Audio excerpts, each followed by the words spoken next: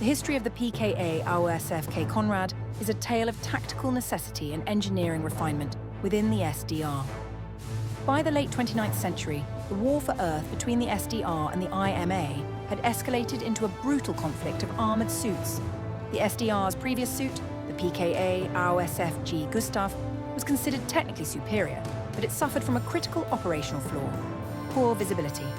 The Konrad's creation was primarily driven by the development of the Hornis, a specialised flight unit designed to dock PKA suits for rapid deployment. During testing and early deployment, Gustav pilots found it extremely difficult to perform the complex docking manoeuvres required by the Hornis due to the Gustav's restricted field of vision. This led to a series of frequent costly accidents. To solve this, the SDR developed the AOSF-K Konrad, deploying it in September of 2885. The suit featured a significantly wider, expansive clear canopy, provided pilots with the necessary spatial awareness for docking and frontline command. Because of its enhanced visibility and command capabilities, the Konrad was quickly designated as the officer's version of the Gustav. It allowed field commanders to better coordinate infantry and mechanized units while maintaining the heavy protection of a powered suit. Despite its focus on visibility, the Konrad remained a formidable combat unit, often equipped with the standard Panzerfaust anti-armor recoilless weapon to engage enemy armored fighting suits. Welcome back to the bench. Today we're diving once again into the Maschinen Kreiger universe to have a bit of a look at the Konrad, which is a distinct variant of the well-known Gustav suit. The Konrad was first released by Wave in late 2015. Because kits are often produced in limited batches, this is what's called a splash release. As a result, the Konrad has become more of a cult classic than a mainstream bestseller. While it may not hold the legendary status of the Gustav or the iconic SAFS units, it occupies a respected niche for its unique industrial aesthetic. This particular iteration was sculpted by Ma.K. What makes the Konrad stand out is its ugly cool practicality. It ditches sleek sci-fi heroics for a design built for mud, smoke and trenches. Where the oldest Gustav is tight and aggressive, the Konrad is bulkier, less refined. Its most defining feature is that its oversized canopy. It gives the pilot a better field of view, making it feel less like a supersuit and more like a heavy industrial vehicle. With its awkward proportions and function-first design, it doesn't try to look intimidating, it just looks like it's built to survive a very bad day.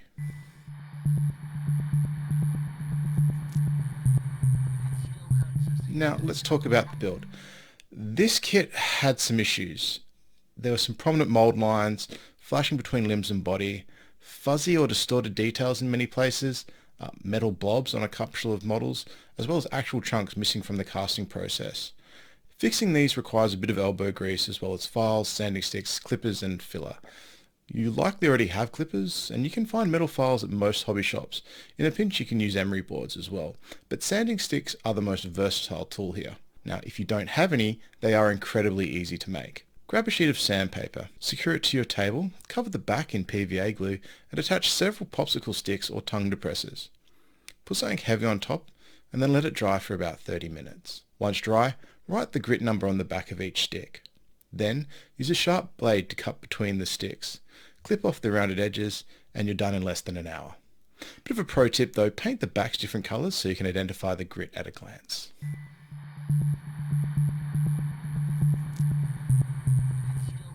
To fix the unlevel base, I ran the whole model back and forth over a sanding stick until it sat flush. For the casting errors, I used files to remove excess material and hobby filler to plug the gaps, sanding it smooth once dry. The flashing was particularly tricky due to the size and location.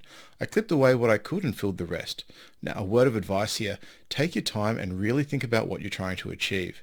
Remember, these are 15mm scale miniatures. It's incredibly easy to fall down a rabbit hole chasing absolute perfection on a detail that is practically microscopic. You can spend hours stressing over a tiny casting mark that simply won't be seen by the human eye once it's on the tabletop. Unless you're planning on viewing your army through a magnifying glass, better is often good enough. The final result was by no means perfect, but it's a massive improvement. Once the surgery was done and I was happy with the silhouette, I gave the bases the standard PVA and sand treatment and then moved on. For the paint, I started with a black prime followed by a top-down zenithal spray of white. I then applied 2 thin coats of beige as my base colour. This is my standard starting operating procedure for all my models in this army. I did however want a different camouflage pattern that felt a little bit unique while still matching what I've already made. So, firstly I painted large Y and X shapes across the suit in an orange. I then added C shapes in a yellow ochre, often intersecting the two colours. Finally, I did a series of small dots in German grey. Now at this stage it looks pretty naff, but I can assure you this is a real trust the process pattern. Next, I added brown to the shoulders and hip panels and a small band near the weapon tip. Gunmetal went on the cables, antenna and muzzle. To bring it all together, I covered the entire model in a deep earth shade wash. Once dry, that chaotic camo pattern suddenly makes sense. Added some decals to the side, blended them with a bit of flesh shade wash, and then added silver highlights back into the cables and gun.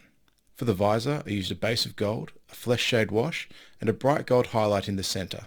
Finally, a coat of matte varnish was used to protect the work and kill the shine. The bases were done using my standard process and finished with charcoal edges to match the rest of my army.